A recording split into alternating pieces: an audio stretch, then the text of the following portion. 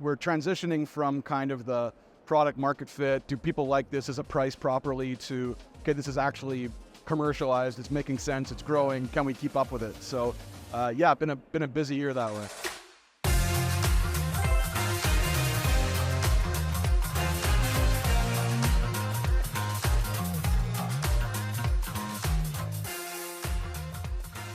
All right, I got Kyle here from Testa, a fellow British Columbian. We've had a couple join us here in the past couple of days. Funny how we never see each other back at home. It's always at industry events like this. We seem to bump into each other, ironically. A couple of weeks ago, both of us were in Lisbon and somehow missed each other there. That was such a crazy couple of days. How's G2E been for you? Very good. Been a busy start. Got a couple meetings booked, a few things happening here. So just catching up with everybody, and like you said, mostly seeing people from home, as strange as that is. But, right. It's been a good start, and today's going to be a lot busier, and a few things happening tomorrow when I fly out. So nice bang, bang. Right on. For the benefit of the audience that might not be familiar with Testa, let's just start with a quick elevator pitch. What are you guys working on? Testa is crowd testing for iGaming. So basically, we've got testers around the world in key markets that can look at game performance, payments, first-time deposit, whatever is relevant to an operator or provider. Sometimes when you're building these gambling products, you've got certain biases. You've got people that are sitting in one location in the world, and they're delivering into some far-flung place. So the question is, is this translated properly? Do the flows make sense? Does the UX actually make sense for that market? These are all the insights that are actually quite easy to uncover when you have people on the ground that can check things out and give you feedback. Awesome. You were a guest on the pod shortly after you guys launched. I mean, it was almost a year ago. It was after last G2E. I think you joined me a couple of months after. Yep. So what's been going on at Testa in the last sort of 8 to 10 months? Talk a little about some of the traction you guys have seen and kind of what the trajectory is. It's crazy to think that was only 8-9 months ago, because it's felt like years. At that point, we kind of had a few pilot clients and things were looking healthy, and we had the existing side of the business that we kind of spun Testa out from, where we've done testing as part of technical consulting for a long time. Since that, in the 9 months, we've signed a lot of new clients that came into Testa just kind of unseen, unheard. They met us at different trade shows we exhibited in. They saw kind of some of our content we've done and published on Next, published a lot of data on there. So it's been a lot different in that we're seeing that product market fit.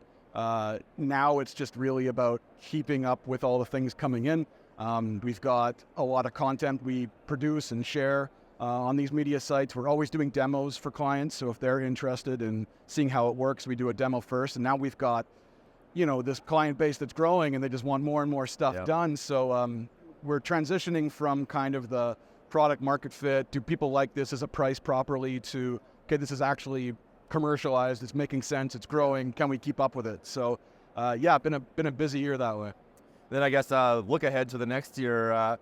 What are you guys sort of working on to, I guess, help you scale and then service all the existing customers and deal with what sounds like a pretty full funnel of potential new customers? Yeah, so we'll be co-sponsoring an event in Taipei later this year, and we exhibited at SBC Lisbon and Sigma Asia earlier this year. So we'll have a similar kind of roundup of events next year, 2 or 3 trade shows at least. Probably going to raise a small angel round just to help with growth and bring on some key hires. I'm more interested in bringing on strategic people for that round than kind of deep capital.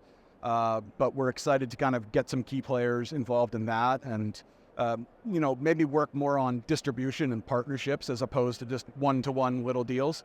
We're speaking with groups like platforms and owners of companies that have quite a lot of divisions, and it's quite exciting to see that you can start in a B2C space, but there's also value in testing for B2B, for more mobile-driven stuff. We've had a few clients where they start with one use case and they really branch out. So I want to explore that more, and kind of, instead of trying to meet every single person, get more into partnerships. Yep. So that's roughly what it looks like. Just trying to keep our head above water. Got another busy year ahead. Speaking of look aheads here, NHL regular season kicks off shortly. What's your vibe on how the Canucks will do this year? I'm scared about Demko. I don't know. So apparently his knee is messed up. Yeah. This classic Canucks thing of everything's okay. Actually, he's been injured for 6 months, so I don't know. Otherwise, the rest of the team looks fantastic. I went to a few playoff games last year. It was so cool to just see the Canucks in the playoffs. I lived in Asia during the whole 2011 Cup run, so it's been a long time since the team's been good.